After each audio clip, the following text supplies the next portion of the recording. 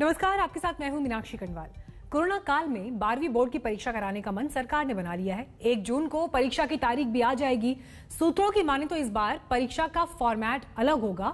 सिर्फ 19 मुख्य विषयों के ही इम्तिहान होंगे। 3 घंटे की बजाय 1.5 घंटे की ये परीक्षा होगी, लेकिन कई राज्य केंद्र के फैसले के खिलाफ है। दिल्ली, झारखंड समेत कई राज्यों ने ये कहा है कि पहले वैक्सीन लगे और फिर परीक्षा पर आगे बढ़ा जाए। कोरोना काल में इम्तिहान के लिए सरकार ने स्कूलों का रजिस्टर थाम लिया है। सीबीएसई बोर्ड की 12वीं की परीक्षा में शामिल तो होंगे छात्र, लेकिन इम्तिहान सरकार का भी होगा। एक तरफ ठप पड़ी शिक्षा तो दूसरी तरफ बच्चों की फिक्र। सरकार भी हर कदम भरपूर सावधानी से रख रही है। परीक्षा कराने पर ओके की मुहर लग चुकी है, लेकिन कैसे और कब, ये 1 जून को पता चलेगा।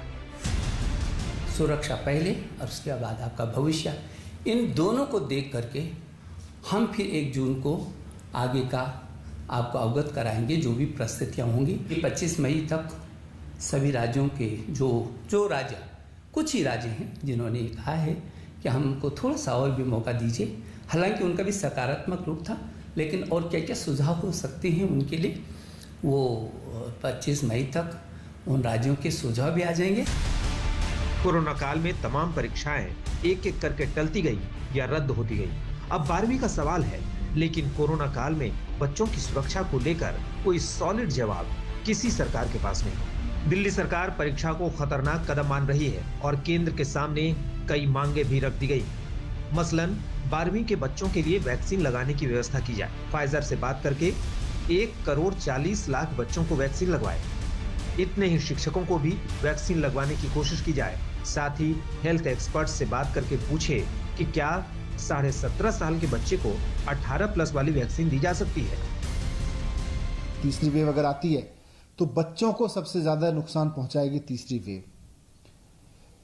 ऐसे में दिल्ली सरकार का मानना है, मुख्यमंत्री अरविंद केजरीवाल जी ने भी मुझको कहा कि ये प्रस्ताव केंद्र सरकार के सामने रखा जाए कि बच्चों की सेहत से, बच्चों की सुरक्षा से खिलवाड़ करके हमें परीक्षा पूरा करने का शौक नहीं पूरा करना चाहिए। हमारी राय में ये वक्त परीक्षा कराने का नहीं है। ये वक्त है कि हम बच्चों को जिस तरह से हमने 10वीं में किया है, 2, 3 साल या 1 साल की अलग अलग परीक्षाएं जो अभी तक ली गई हैं, हिस्टोरिकल रेफरेंसेस के आधार पर बच्चे का मूल्यांकन करें और उसको 12वीं की परीक्षा में हम उत्तीर्ण करें। कोरोना के हालात सारे राज्यों में एक जैसे नहीं। आज की तारीख में उत्तर भारत को राहत तो है, लेकिन दक्षिण भारत में आफत है। 1 जून को परीक्षा की तारीख और तरीके पर फैसला बताएगा जरूरी क्या है, इम्तिहान या जान। हिमांशु मिश्रा, दिल्ली, आज तक।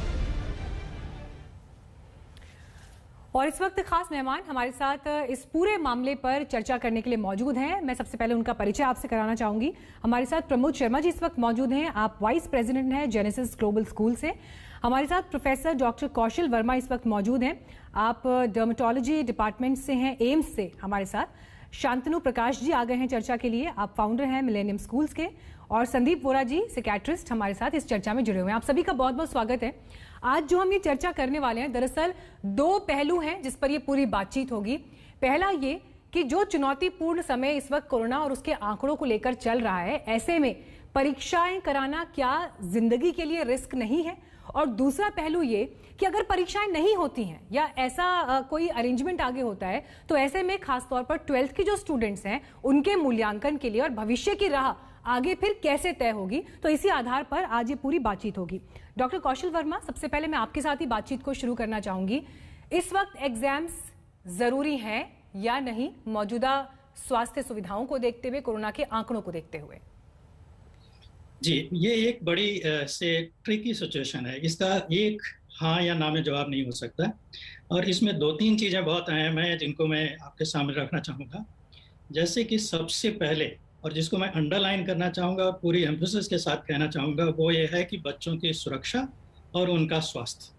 उसके बाद में जो है एग्ज़ाम में ऐसा है कि देखिए, अगर हम कोविड अप्रोप्रिएट बिहेवियर को हम ला सकते हैं, उसका हम पालन कर सकते हैं, तो ये पॉसिबल है। ये पॉसिबल है कि कैसे है कि जैसे कि हम जो बेंचेस के बीच में दूरी है, जो कोविड अप्रोप्रिएट बिहेवियर के हिसाब से वो होनी चाहिए। और उसके साथ में जिम्मेवारी दोनों की है, अभिभावकों की भी है और स्कूल के मैनेजमेंट की या जो परीक्षा करवाने वाला संस्था है उसकी है। उसमें ये देखा जाए कि देखिए बच्चे जो हैं जब ये स्कूल जाते हैं एग्ज़ाम देने के लिए, तो वो देख, और ये दोनों सिचुएशन जो है ये इसको उससे नहीं कंपेयर कर सकती कि जैसे कि चुनाव है या कुंभ है, जिसमें जो है 18 साल से चुनाव में 18 साल से ऊपर का हर आदमी वोट देने के लिए जा रहा है, या कुंभ में कोई इसका रिस्ट्रिक्शन ही नहीं है। ये जो परीक्षा वाला विषय है इसमें जो छात्र की संख्या है वो एक सीमित है, वो लिमिटेड है। तो ये इसमें जैसे कि कोविड अप्रोप्रिएट बिहेवियर टेस्ट के बीच में दूरी जो है एक निर्धारित हो रखी जाए, उसके बाद में कक्षा के बाहर या क्लासरूम के बाद सैनिटाइजर हो, स्कूल के बाहर सैनिटाइजर हो, बच्चों को पेरेंट्स को छोड़ने के लिए उनके पास कोई तरीका हो कि ये वो जो है बच्चों को स्कूल तक छोड़ के आए और उनको वापस लेकर के आए। बच्चे स्कूल में क्या होता है कि एग्जाम से पहले क्या करते हैं, अपने दोस्तों से मिलते हैं, उनसे बातचीत करते हैं। वो नहीं होना चाहिए कि वो ग्रुप में नहीं खड़े हों, आपस में बात नहीं करें। और ये भी होता है कि एग्जाम खत्म होने के बाद में भी वो पेपर डिस्कस करते हैं कि किसका कितना ठीक हुआ है, किसने कितना अच्छा किया है, किसने कितना खराब किया है। वो नहीं हो, जैसे ही परीक्षा खत्म हो वो स्कूल से बाहर आए और वहां से सीधे अपने घर आ सकते हैं। और इसके बीच का जो हिस्सा है कि जैसे कि घर से स्कूल तक जाना, ये अभिभावक की जिम्मेवारी है।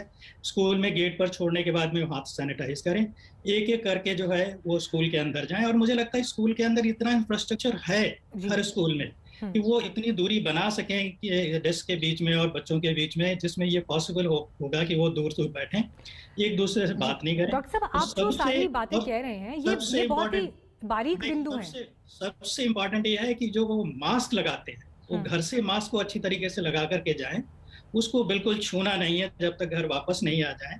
और जैसे बाकी जो है कि हैंड सैनिटाइज करें और सोशल डिस्टेंसिंग है, इसको देखते हुए ये पॉसिबल है। जैसे कि हमारे यहाँ भी तौर पे डॉक्टर साहब देखिए, आप इस बात का जिक्र कर रहे हैं कि जो कोविड एप्रोप्रिएट बिहेवियर है जो हम बीते साल से ही सुन रहे हैं, उसका बहुत सख्ती से पालन होना जरूरी है ताकि किसी भी तरह का रिस्क ना हो। लेकिन फिर हम ही लगातार खबरों में ऐसे तमाम केस देश के अलग अलग हिस्सों से देखते हैं जहां पर शादियों के लिए भीड़ उमड़ आती है, जहां भीड़ किसी दुकान के सामने जाकर खड़ी हो जाती है, या कई बार हम देखते हैं हमारे पॉलिटिशियंस भी ऐसे कई कार्यक्रमों में इन्वॉल्व होते हैं जहां पर इस तरह की भीड़ दिखाई देती है और ऐसे नियमों की धज्जियां उड़ रही होती हैं। तो ये नियम बच्चों के केस में कितनी सख्ती से इनका पालन होगा, ये अपने आप में एक चैलेंज तो है ही। मैं चर्चा में प्रमोद शर्मा जी आपको भी लाना चाहूंगी। जिन बारीकियों का हम जिक्र कर रहे हैं स्कूल लेवल पर एग्जाम के वक्त पे, क्या इनका पालन इतनी सख्ताई से हो पाएगा? कितना व्यवहारिक है ये? अगस्त में क्या स्थिति होगी, अब इसके बारे में कोई भी भविष्यवाणी करना पॉसिबल नहीं है। अब बैकअप प्लान जरूर होना चाहिए। अगर सरकार एग्जाम कराने में इतना ही इच्छुक है तो पहली बात तो ये है, इंग्लिश एग्जाम सारे स्टूडेंट्स देते हैं, तो इंग्लिश के पेपर्स ऑनलाइन होने चाहिए और 50 क्वेश्चन 45 क्वेश्चन 90 मिनट में करके ऑनलाइन उनका करेक्शन होना चाहिए ऑनलाइन। फिर बाकी सब्जेक्ट्स जो बचे उनका स्कूल के अंदर एग्जाम हो, अगर इतना ही एग्जाम करना जरूरी है। और इंग्लिश पेपर्स की मार्किंग स्कीम भी स्कूलों के पास भेज दी जाए। एक और क्वेश्चन जो बहुत इंपॉर्टेंट है, बोर्डिंग स्कूल्स का, उनका क्या होगा? उनके बच्चे तो अपने अपने शहरों में हैं, कुछ विदेशों में हैं, वहां से वो कैसे आएंगे? और उनको कम से कम इस बात की सुविधा होनी चाहिए कि वो जिस शहर में रहते हैं उस शहर के ही सेंट्रल स्कूल में या किसी स्कूल में उनको एग्जाम देने की चॉइस हो।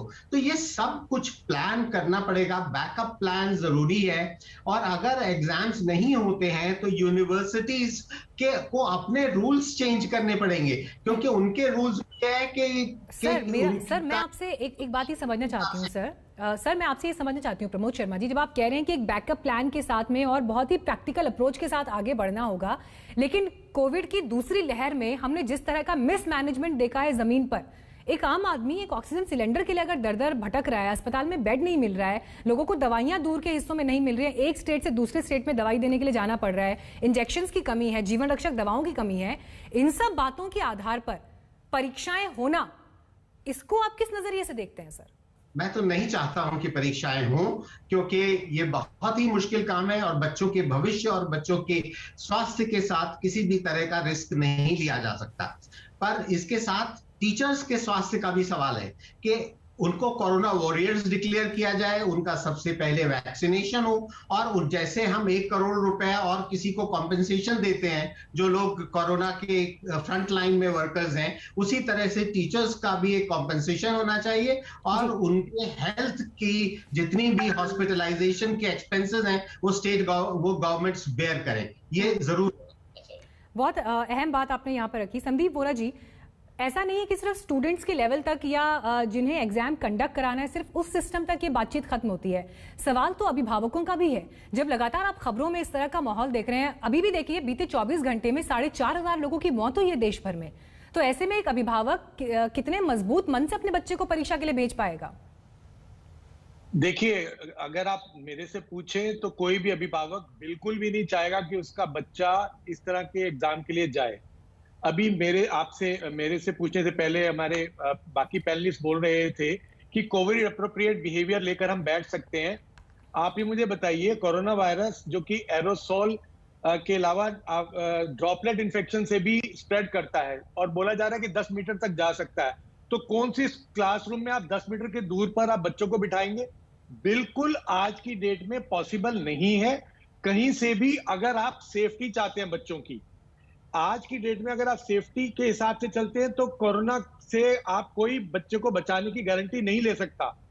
आपको अगर करना है एग्जाम तो वो 2 या 3 कंडीशन में हो सकता है। एक, आपको बच्चों को, टीचर्स को, जितने लोग एग्जाम्स में इन्वॉल्व है उन सबको वैक्सीनेशन करना होगा। सेकंड, किसी वजह से वैक्सीनेशन नहीं हो सकता तो अगर प्रैक्टिकली वायबल और इंप्लीमेंटेबल है तो ऑनलाइन मैकेनिज्म ही एक माध्यम है। अदरवाइज इस स्टेज पे करना या किसी पेरेंट को कहना अपने बच्चे को भेजो तो वो बहुत ही ज्यादा मेरे हिसाब से चैलेंजिंग है। उसके अलावा मान लीजिए किसी पेरेंट ने भेजा एंड गॉड फॉरबिड, ये जो स्टूडेंट्स बच्चों को हम क्लास में बिठा रहे हैं, ये कहना कि सुपर स्प्रेडर इवेंट नहीं बनेगा ये भी गलत है, क्योंकि इसके बनने के चांसेस हैं। जो सेकेंड वेव आई है उसमें कहीं पर भी ये चीज, पुराना जो फर्स्ट वेव थी और सेकेंड वेव में बहुत फर्क है।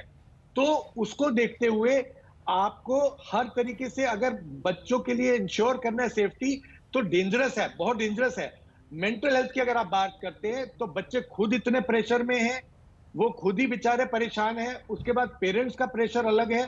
तो मेरे हिसाब से जितना आप गवर्नमेंट्स हो, चाहे सेंट्रल हो चाहे स्टेट हो, जितना पॉजिटिवली आप पेरेंट्स को या बच्चों को आप बताएंगे कि आप केयर कर रहे हैं और ये तरीके हैं, तभी पॉसिबल हो पाएगा सोचना। अदरवाइज बिल्कुल एज अ मेडिकल डॉक्टर मैं नहीं रिकमेंड करूंगा। अब शांतनु प्रकाश जी, देखिए अलग अलग जो रिएक्शन हमें मिल रहे हैं और कितना चुनौतीपूर्ण ये समय है। अब ये बात हो रही है कि टीचर्स को और बच्चों को वैक्सीनेट किया जाए, उसके बाद एग्जाम्स के बारे में सोचा जा सकता है, लेकिन वैक्सीनेशन की कमी की जो खबरें अलग अलग राज्यों से आ रही हैं वो भी एक तरफ है। कई जगह तो 18+, 45+ के लिए वैक्सीनेशन रोकना तक पड़ा है। हमारे विदेश मंत्री इस वक्त अमेरिका में हैं ताकि भारत में और वैक्सीन लाए जाने को लेकर प्रयास हो सकें। तो अभी भी जो चैलेंजिंग समय है वो पूरा नहीं हुआ है। लेकिन दूसरी तरफ अगर हम देखते हैं दूसरे नजरिए से, तो अगर 12th के बच्चों के एग्जाम नहीं होते तो फिर भविष्य की राह उनके लिए कैसे तय होगी? जी मैम, आई थिंक बहुत ही ज़्यादा अहम सवाल है, लेकिन हमें इसको एक डिफरेंट तरीके से देखना चाहिए।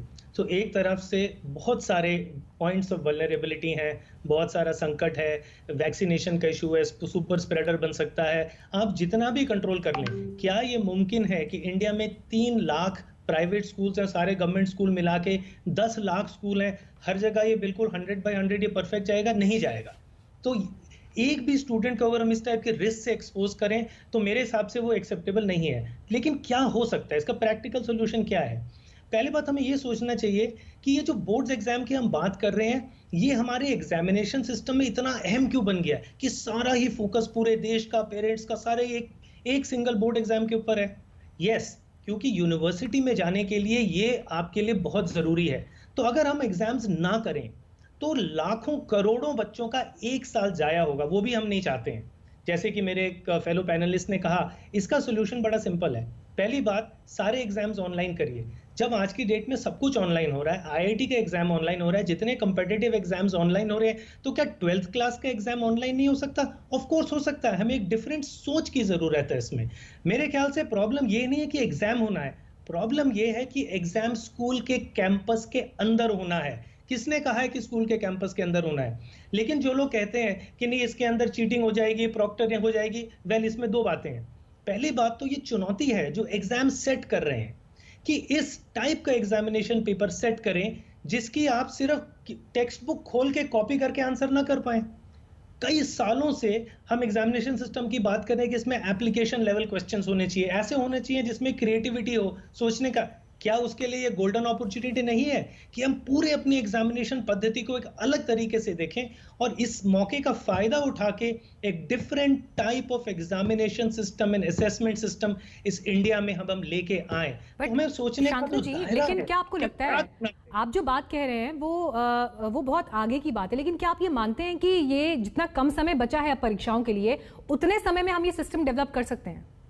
इसमें कोई बहुत बड़ी रॉकेट साइंस नहीं है। आप किसी भी MBA कॉलेज में चले जाइए, इसी टाइप के सवाल होते हैं। कहीं और दुनिया में चले जाइए, अभी भी हम वो ब्रिटिश सिस्टम को रोट लर्निंग जिसको हम कहते हैं, रट्टा मारने वाली पद्धति, उसको लेके बैठे हैं। ये आप अपने हमारे इतने बढ़िया से बढ़िया एजुकेशन रिसर्चर्स हैं, हर स्कूल में है, हर यूनिवर्सिटी में, ये तो एक महीने क्या, ये 1 हफ्ते में हो सकता है, इसमें कोई बड़ी बात नहीं है। तो मेरा मानना ये है, एग्जामिनेशन करिए, स्कूल के अंदर मत करिए, कंप्यूटर के सामने करिए।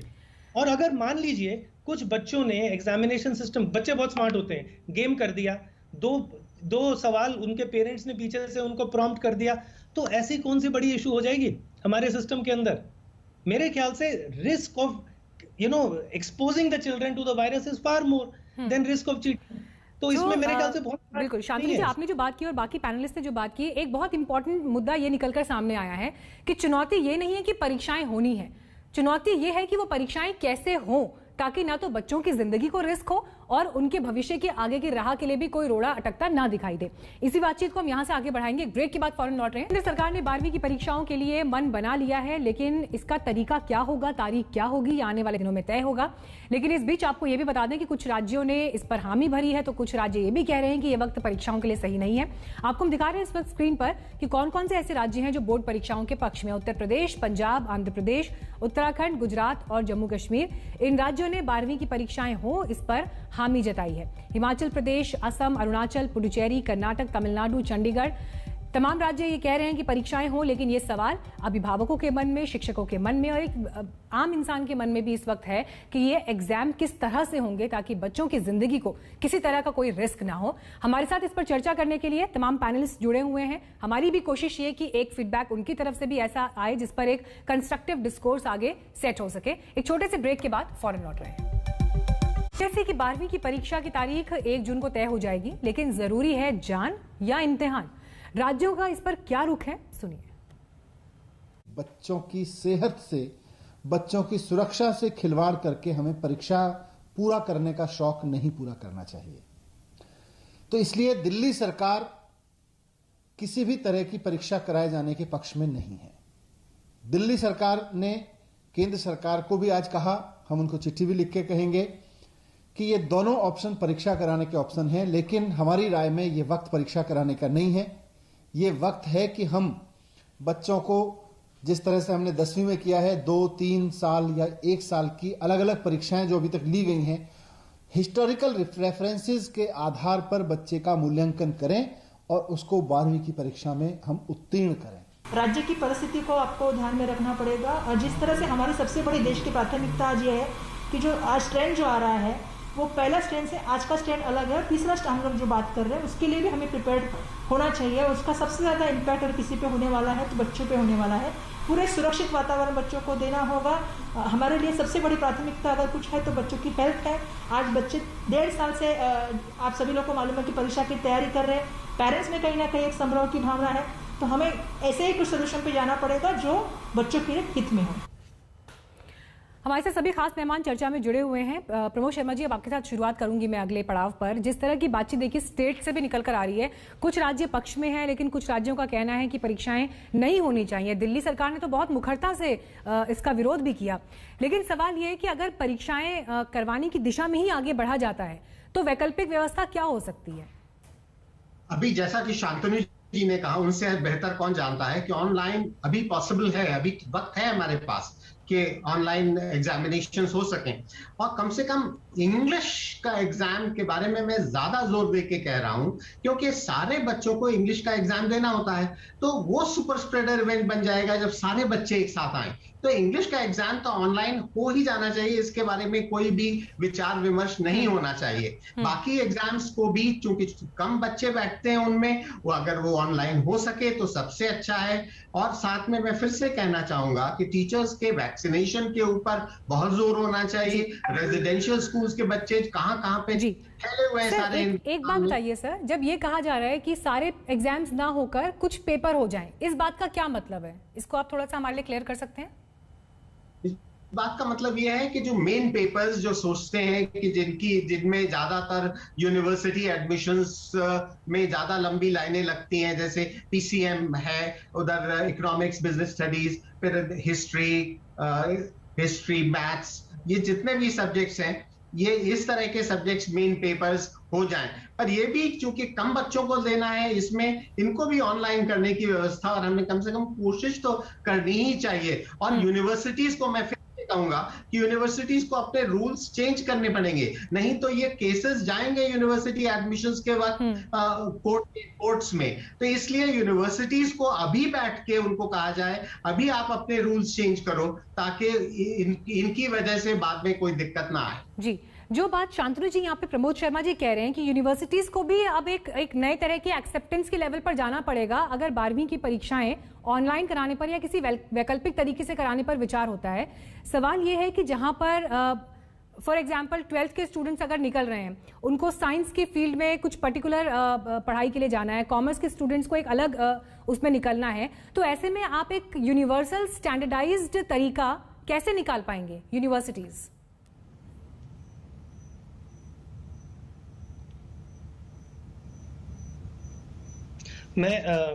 मेरे ख्याल से सवाल आपका मुझसे था। जी, लेकिन देखिए इसमें दो पार्ट्स हैं। इसमें दो पार्ट्स हैं। पहला पार्ट तो ये है कि हमने उनकी जो इंफॉर्मेशन या नॉलेज को टेस्ट किया कि क्या आप ये इंफॉर्मेशन जानते हैं नहीं। लेकिन आजकल कोई भी अच्छी यूनिवर्सिटी सिर्फ मार्क्स को आधार नहीं बनाती है, वो आपके रिकमेंडेशन लेटर्स देखती है, वो आपकी ओवरऑल होलिस्टिक पर्सनैलिटी देखती है। तो क्या ये हमारे पास मौका नहीं है कि हम यूनिवर्सिटीज को भी साथ में शामिल करें, क्योंकि यूनिवर्सिटीज भी उसी मिनिस्ट्री ऑफ एजुकेशन का हिस्सा है जो स्कूलों के बारे में डिसाइड कर रहा है। और उन यूनिवर्सिटीज को बोलो कि आप बच्चों को परखने का तरीका अपना थोड़ा बदलिए, उनको देखने का तरीका बदलिए। तो मेरे हिसाब से अगर इस तरह से अगर हम एक होलिस्टिक और सारे स्टेक होल्डर्स को लेके चलेंगे, तो आज जो ये एक तरफ बर्निंग क्वेश्चन हमारे सामने आ गया है कि अब ये नहीं होगा तो फिर क्या होगा, तो it's not such a big decision. Okay, this is opportunity कि हम डिफरेंट तरीके से अपने एजुकेशन सिस्टम को देखें। वैसे भी न्यू एजुकेशन पॉलिसी आ गई है। न्यू एजुकेशन पॉलिसी ने जो असेसमेंट के बारे में बोला है, जो 4 साल में 5 साल में होना था, एक तरह से वो अभी इसी वक्त हो सकता है। ठीक, शांतनु जी, मुझे नहीं पता कि ये सवाल कितना व्यवहारिक है, बट क्योंकि जहन में इस तरह की बातें आ रही है तो मैं सवाल आपके सामने रख रही हूँ। देखिए, जो स्टूडेंट्स एग्जाम के लिए अपीयर होंगे या जो 12th में है, एक बहुत बड़ा गैप हमें इस लहजे से भी दिखाई देता है कि कुछ स्टूडेंट्स ऐसे भी होंगे जो शायद विदेशी यूनिवर्सिटीज में जाने का सपना देख रहे होंगे। कुछ स्टूडेंट्स ऐसे भी होंगे जो देश के ग्रामीण परिवेश से आते हैं, जिनके पास शायद ऑनलाइन परीक्षाओं के लिए उतने इंतजाम भी नहीं होंगे। तो ये जो गैप है, इस गैप के चलते हुए परीक्षाओं को करवाना कितनी बड़ी चुनौती है, इसे कैसे पाटा जाएगा? ये आपके सवाल के दो पार्ट्स हैं, मैं दोनों अलग से देखता हूँ। पहली बात तो जो स्टूडेंट्स विदेश में जा रहे हैं, जो विदेश में जा रहे हैं, पहली बात तो विदेशी यूनिवर्सिटीज का जो एडमिशंस की तरफ रुख है, जो रुझान है, वो इंडियन यूनिवर्सिटी से बिल्कुल एक्चुअली फर्क है, डिफरेंट स्टाइल का है। तो मेरे ख्याल से उसमें उनको 12th क्लास के डेफिनेटली मार्क्स चाहिए, लेकिन वो ही मार्क्स ये लाइफ और डेथ का सिचुएशन नहीं होते हैं। अगर वो कहें कि भाई देखिए किसी रीजन से हमारे एग्जाम्स नहीं हो पा रहे हैं, तो वो यूनिवर्सिटीज काफी सक्षम हैं स्टूडेंट्स का एक होलिस्टिक व्यू लेने में। लेकिन ये जो सेकंड पॉइंट आपने बोला है, जो स्टूडेंट दूर दराज इलाके में है, रूरल एरियाज में है, उनके पास इंटरनेट की कनेक्शन नहीं है, तो इसमें सबसे इंपॉर्टेंट पॉइंट ये है कि ये भी हमें सोचना पड़ेगा कि एग्जाम एक ही दिन हर बच्चे के लिए क्यों करना जरूरी है। क्यों ना हमारे एग्जामिनेशन सिस्टम में ऐसा हो कि जब आपके पास इंटरनेट हो तब आप एग्जामिनेशन पेपर दे दीजिए। तो इसका जो सिस्टम है बड़ा एस्टैब्लिश सिस्टम है, इसको एडेप्टिव लर्निंग बोलते हैं। तो कभी भी अगर आज जैसे मैंने एग्जाम दिया, मैं दिल्ली में बैठा हूं, और अगर 1 महीने के बाद उसी एग्जाम को स्टूडेंट ने उत्तराखंड के किसी दूर दराज इलाके में लिया, उनको सेम क्वेश्चन पेपर नहीं आएगा, उसको क्वेश्चन पेपर डिफरेंट टाइप का आएगा। तो ये सारा सिस्टम, सारी टेक्नोलॉजी और सारा सोचने का तरीका ऑलरेडी एग्जिस्टिंग है, उसको सिर्फ हमें बाहर निकालना है, और इससे बढ़िया मौका उसके लिए क्या हो सकता है। बिल्कुल। संदीप वोरा जी, इस वक्त बहुत सारे स्टूडेंट्स हो सकता है हमारे इस प्रोग्राम को भी देख रहे होंगे, उनके अभिभावक भी देख रहे होंगे, कोई भी सलाह, कोई भी टिप अभी आप उन्हें देना चाहेंगे इस वक्त को देखते हुए? देखिए, मेरे हिसाब से स्टूडेंट्स को रेडी रहना चाहिए। जो भी डिसीजन अल्टीमेटली गवर्नमेंट का होगा फॉलो करना पड़ेगा। ऑफ कोर्स मुझे पूरा विश्वास है कि गवर्नमेंट जो है वो सोच समझ के बच्चों की प्रोटेक्शन को पहले प्रायोरिटी देकर फिर ही आगे कोई डिसीजन लेगी। बट उनको अपनी मेंटल हेल्थ का ध्यान रखना है। उनको ये समझना है कि अपने डे को स्ट्रक्चर करके चलें, रात को एडिक्वेट स्लीप लें, अपना एक टाइम टेबल बना के चलें, और अपने साथ जो है अपने मन की जो बात है वो शेयर करें, चाहे वो पेरेंट्स से करें, चाहे वो फ्रेंड से करें, और सोशली कनेक्टेड रहें। अपने डे को स्ट्रक्चर करके योगा, प्राणायाम, मेडिटेशन, इस तरह की कोई भी चीज जिससे वो ब्रेन एक्टिव रहे वो फॉलो करें, और समय के हिसाब से डिवाइड करें। अगर वो पढ़ाई कर रहे हैं तो वो उसका एक समय होना चाहिए। अपना लेजर और स्टडीज के बीच में एक बैलेंस बना के रखें, पॉजिटिव माइंडसेट लेके चले, और प्रे करें कि जो भी डिसीजन लिया जाए उसमें वो उनकी हेल्थ को प्रायोरिटी दी जाएगी, और साथ में पॉजिटिव होके चले। यहाँ पर पेरेंट्स का बहुत इंपॉर्टेंट रोल है। वो बच्चों के साथ रेगुलर इन टच रहें। उनको किसी को भी लगता है कि बच्चों के अंदर किसी भी तरीके की मेंटल हेल्थ प्रॉब्लम आ रही है, या बच्चा चुप हो गया है, इरिटेबल है, एंग्शियस हो रहा है, तो उससे बैठ के बातचीत करें। कहीं पर भी पेरेंट्स को लगता है कि बच्चों के अंदर कुछ बिहेवियरल एबनॉर्मलिटी है, तो बेझिझक होकर मेंटल हेल्थ प्रोफेशनल को ऑनलाइन कंसल्ट करें। डॉक्टर कौशल वर्मा जी, देखिए जिस तरह की स्थिति अभी बनी हुई है, हम अभी कोविड की सेकेंड वेव से जूझ रहे थे, जिसमें हम सब ने एक देश के तौर पर बहुत बुरा समय देखा है, लेकिन अभी वो मामला पूरा खत्म भी नहीं हुआ था कि हम ब्लैक फंगस, वाइट फंगस, इन सब परेशानियों से, चुनौतियों से आगे जूझ रहे हैं। तो ऐसे स्टूडेंट्स जो अब 9th स्टैंडर्ड से, जिनको 10th में जाना है, जिनको 11th से 12th में जाना है, उनके जहन में तो अगले साल को लेकर भी, एग्जाम्स को लेकर उनके लिए क्या सिस्टम रहेगा, वो तमाम अनिश्चितताएं उनके सामने भी बनी हुई हैं। ऐसे स्टूडेंट्स को, परिवारों को, अभिभावकों को आप क्या एडवाइस करना चाहेंगे? देखिए, जैसे हम देख रहे हैं कि जब हम बात कर रहे हैं कि इसकी फिजिकल से एग्जामिनेशन की, तो ये एक पॉलिसी मैटर है, इस पे मैं नहीं कमेंट करना चाहूँगा, लेकिन हम उन चीज़ों पे, ये एक मैटर हो सकता है डिबेट का, ये एक डिफरेंट व्यू पॉइंट हो सकता है, लेकिन हम वो बात कर रहे हैं कि एग्जिस्टिंग से सिचुएशन में, या एग्जिस्टिंग इंफ्रास्ट्रक्चर के साथ में, या एग्जिस्टिंग पॉलिसीज के साथ में क्या ये हो सकता है या नहीं हो सकता है। तो उसमें अगर देखें तो ये पॉसिबिलिटी बनती है। जैसे कि हमारे दूसरे कोलीग्स कह रहे थे कि बच्चों को तैयार रहना चाहिए, वो बात बिल्कुल ठीक है। और उसके अलावा जो हमारे दूसरे पैनलिस्ट इस बात की बात कर रहे थे कि इसको ऑनलाइन कर सकते हैं, देखिए ये दिस रिक्वायर्स एक पूरी तरीके से होलिस्टिक चेंज की बात कर रहे हैं फ्यूचर में, कि पूरा एग्जामिनेशन सिस्टम और पूरी जो है एजुकेशन सिस्टम जो है उसको चेंज करने की है। ये पॉसिबल है, क्यों नहीं है, बिल्कुल हो सकता है। और बहुत सारे एग्जाम जो है ऑनलाइन होते हैं, और लार्ज स्केल पे भी ऑनलाइन होते हैं। लेकिन हमारी कंट्री का भी इंफ्रास्ट्रक्चर जो है, और स्पेशली रूरल एरिया में जो हम बात कर रहे थे, वो भी इस लायक नहीं है कि हर स्टूडेंट जो ऑनलाइन एग्जाम दे सके, या हर स्टूडेंट के पास ये फिजिबिलिटी हो कि वो ऑनलाइन एग्जाम को कर पाए। तो इन सब चीज़ों को देखते हुए ये एक डिसीजन लेना पड़ेगा कि उनका एग्जाम फिजिकल हो या ऑनलाइन हो, और कैसे हो। तो ये एक पॉलिसी मैटर है जो कि डिसाइड करना है पॉलिसी प्लानर को। और जो आप वाइट फंगस और ब्लैक फंगस की बात कर रहे थे, कि ये हमें अभी इस वेव में काफ़ी देखने को मिला है, और इसके 3 जो बड़े इंपॉर्टेंट जो कारण हैं वो ये थे कि एक तो जो ये दूसरी वेव आई है, इसमें एक तो जो डायबिटीज़ वाले लोग थे, अनकंट्रोल डायबिटीज़ के, उसके ऊपर से कोरोना आया, और उसके ऊपर से जो है स्टेरॉइड दिए गए। इन तीनों चीज़ों से जो है इम्यूनिटी वीक होती है, और जब इम्यूनिटी वीक होती है तभी इन दोनों फंगस का, चाहे वो ब्लैक फंगस हो या वाइट फंगस हो, उसका प्रकोप बढ़ता है और उसका ही वो बीमारी होती है। ब्लैक फंगस जैसे हमने देखा है, आजकल बड़ी चर्चा हो रही थी ब्लैक फंगस की। कोविड के बाद में जब लोग रिकवर कर रहे होते हैं, तो उस टाइम ये देखा गया है स्टेरॉइड दिए हैं, अनकंट्रोल डायबिटीज है, या कोरोना की वजह से इम्यून सिस्टम कमजोर हुआ है, उनको हुआ है। और वाइट फंगस भी उन्हीं सिचुएशंस में होता है। और ये दोनों फंगस जो है ना, जैसे वाइट फंगस है जिसको हम कैंडिडा या एस्परजिलस कहते हैं, उस सिस्टम में वैसे भी होते हैं, नॉर्मल आदमी पे भी होते हैं। लेकिन जब वो इम्यूनिटी कमजोर होती है, और मेंशन कर रही हूँ, जुलाई में देखिए यहाँ पर एम्स में भी जो है पीजी एग्जाम्स होने वाले हैं जी। तो उसके लिए आप लोग किस तरह की तैयारी कर रहे हैं?